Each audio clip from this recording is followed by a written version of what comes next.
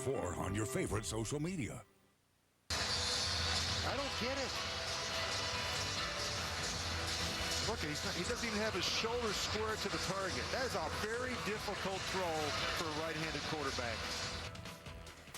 With less than a minute in the game, the Bills fumble whatever chance they had left to beat the Jaguars in London. If you mess up personally, you can't dwell on that. You got 10 other guys in the huddle that are counting on you, and that's pretty much the biggest thing I told myself. And obviously, it's still early in the game. I knew we had a lot of time left to come back and rally. Bills quarterback E.J. Manuel is taking most of the heat for today's loss. Good evening. The comments online are not pretty. Fans around the world watched in disbelief as the Bills lost their lead. News 4's Josh Reed reports from London on the rough game. I think Bills defensive tackle Marcel Darius said it best in the locker room following the game when he said, "It's like we had the rug pulled out from underneath us." The Bills fall to 3-4 now on the season. Here's head coach Rex Ryan following the loss. Extremely painful loss. To have the courage and to battle back the way we did and battle all the way back and then to give it up at the end. A devastating loss to say the least. It's definitely going to be tough. Definitely a game that we feel like we should have won. And, when you look back at it, I take a lot on my shoulders, to be honest with you. I'm not going to sit up here and say, oh, it's a team, this and that. I feel like, I have to do a better job, as a quarterback. And obviously, you take these things, you learn from it, you watch the tape, and you move on, you be a man about it. But for me right now, personally, it's going to be tough. Once again, the final score 34-31. The Bills lose their second straight game as they head into the bye week. Hopefully, they get a little time now to get healthy, get things back on track in a couple of weeks. In London, Josh Reed, News 4 Sports. Ready, let's go Buffalo! We gotta bring home this win. Travel on this way to London to see the Bills play the Jags. More than 84,000 people packed into Wembley Stadium to watch the Bills take on the Jaguars. All week long, the News 4 crew in London has been running into Buffalo natives who traveled to watch the Bills.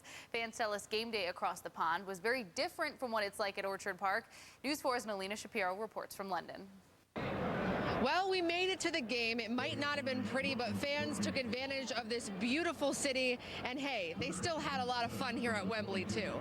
This little Bills fan served as a much-needed, adorable distraction at times inside Wembley Stadium. Ready, let's go Buffalo! We gotta bring home this win.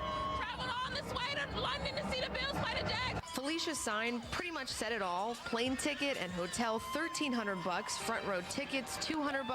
But watching the Bills in London is priceless.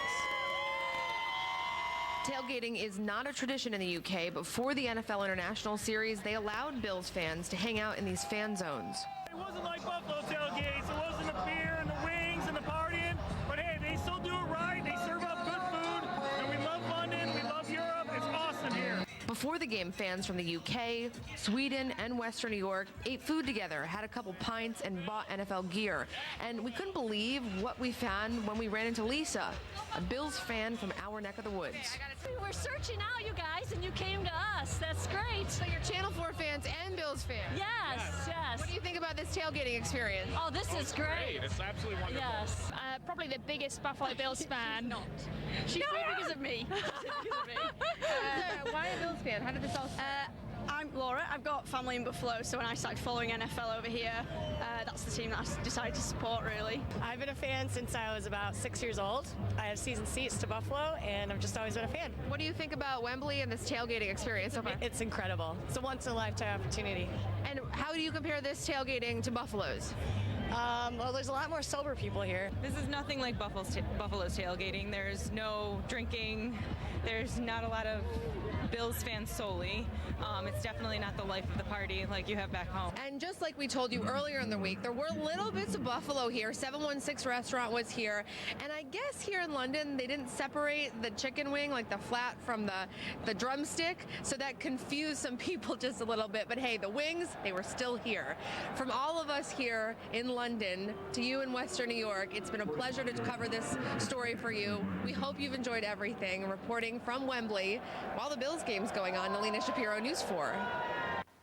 Fans aren't used to waking up early and cheering on the team at 9:30 in the morning. Some Western New Yorkers were concerned about having to choose between Sunday church services and worshiping the Bills. News 4's Mercer Perlman shows us how one local parish made it possible to keep the faith. The congregation at St. Paul's Lutheran Church is spending their Sunday praying for a win. The day is led by Pastor Steve Bigner, maybe the biggest fan of all. As the chaplain of Section 313 at the Ralph and a season ticket holder, I am challenged with this every week during home games. So I know that people want to be at both. They want to be at worship, but they want to be at the game as well. He says he didn't want his church to choose between believing and the Bills. We just have to embrace the fact that people are dialed into the Bills. So we're trying to be a church that meets the culture where it's at, and this is one of those things. The day kicked off with an early morning football-themed outdoor worship, appropriately called the Game Plan.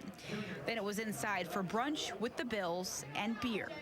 A keg in church is a rare sight, but it's something Pastor Bigner says comes in handy for those roller coaster moments. A lot of fun out there, and now people are just relaxing and enjoying some good fellowship like that. It's fun to gather and watch the game with a bunch of people who can commiserate in our misery today. For one Clarence mom, she says the day is a lesson for her kids. Faith can be fun. It sends a good message to our kids that you can do both.